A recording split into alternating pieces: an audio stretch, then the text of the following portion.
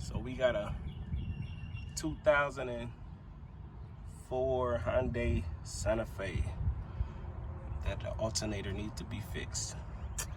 And I guess the only way you can get it is by taking the wheel off and doing it from the underbody. So it was a plastic guard sitting right here, and it's pretty hot right now because I just drove the car to the house, and the serpentine belt got to come off because, as you can see, it's got cracks all in it. So that's what I'm gonna repair today. Serpentine belt and that alternator right there got to come out.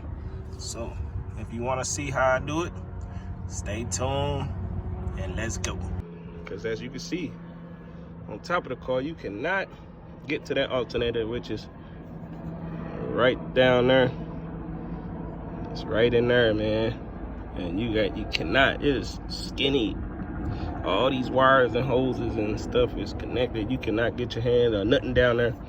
Maybe to take that top screw off, you can probably get a wrench right there, but as far as everything else, you gotta go from the under part of this car. I mean, this truck. You probably could take off the clips. You actually probably can. I'm sorry. You probably can. Ooh, it's hot.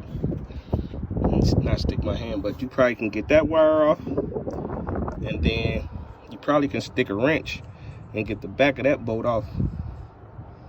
But we about to see. Let me get started, man, because I don't want to be doing this all day. Let's go.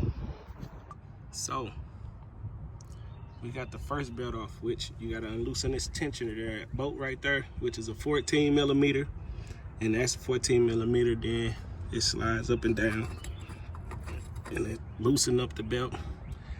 So that's our objective, to get that out, and then we'll be able to put that in. But that belt, it come with two belts, so that's the one belt, and then this the next belt. So this the belt that's really messed up. I guess you unloosen that, and then you probably can slide that belt from over there, but let's get it to it.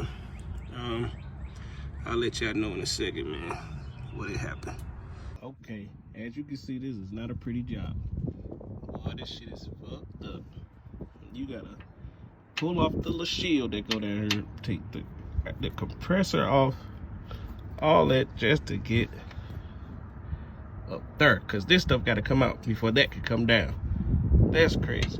So I don't know, let me still get up in this video and see what I'm gonna do. Oh man, after a freaking long time fighting with this freaking stupid thing, man, it was stuck. I finally got it unloose. So I had to lower this freaking air compressor. Man, now I got a lot of stuff to put back together, so I just wanted to show y'all that's how it's gonna come down. I'm gonna have to twist it, lower it from right here, twist it from up there, lower it from here, pull it out, put the other one up in there, twist that mud, put it up in there, connect the connectors, and then redo the belt, serpentine belt. Sorry if y'all can't see it, but yeah, do all that. Well, this took me for a long time. This car is old and rusty. I should have used some WD-40 or some penetrating oil to unloosen these bolts a little bit, man, but this was hell.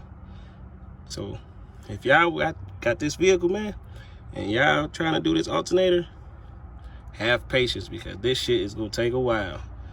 So I'm gonna show y'all in a minute when I get progress going back to putting this shit back together.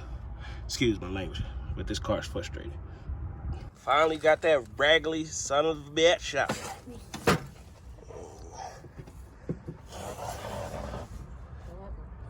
Up there, that's where it sit at, up in there. What happened? I'll give y'all another small update. As you can see, that's the new alternator. Old alternator over there, new alternator. Got it up in there, you hear me? So I'm just putting it back together. All I gotta do is put this air compressor back up here, boom, bam, bing, and put the serpentine belt back on and plug up that battery, and we'll be done. good productive. Man, this shit took a little minute than what I expected, but you got to take all stuff apart. This plate got to come down just for that alternator to fit down in there. And like, yeah, man, it's some work. So if y'all expect on doing this, charge whoever, charge them on it. Hyundai Sante Fe, this is a 04, you know what I'm saying, a 3.5 motor. So yeah, you gotta pay, because it's worth it. It's worth the time. You're gonna take some hours of doing this and some swollen hands. Sheesh.